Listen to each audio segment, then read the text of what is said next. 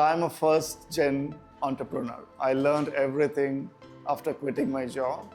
So in the early days, I struggled a lot to understand, to articulate what the value proposition or tool. It took me about 1.5 years.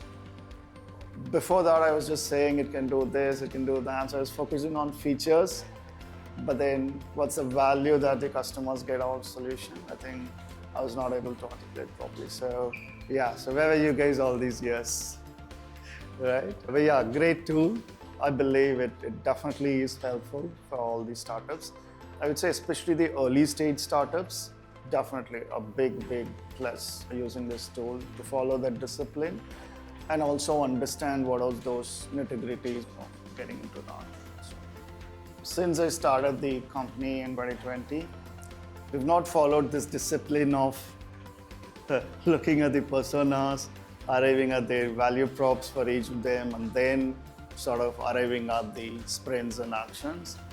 Recently, we've started doing that, but that discipline of making sure we follow that and create the roadmap for our solutions that we have, I think is being reiterated by Sigma.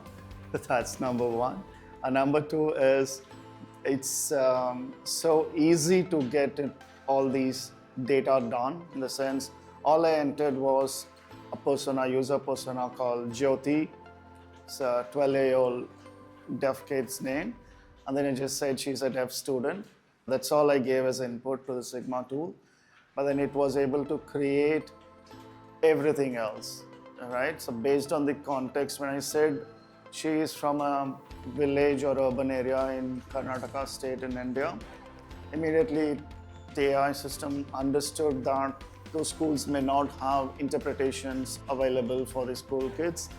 So that's a good point. I mean, even if we are talking to a mentor, that person may not understand the context in which this school is because it's a rural school, no interpreters available, but then the AI system understood.